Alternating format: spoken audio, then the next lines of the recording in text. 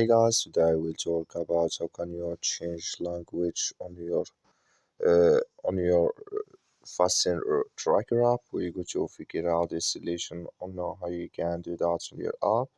So you just follow these ways, then it's going to work with you. So all you have to do, so you just go down, click here on me down here. When you just click here on me, it's going to take you to this list. It's going to show for you like this. Then all you have to do now, so you just click on this sign here. When you just click on it, it's going to take you to next here. It's going to show for you like this. Then all you have to do now, so you just go down here. Then you click here on language options, just click on it here. So then it's going to show for you a list like this here. Then here can you select or change language in this list on your Fasten Tracker app. That's all you have to do. Thank you for watching. Don't forget to support us by liking and subscribe.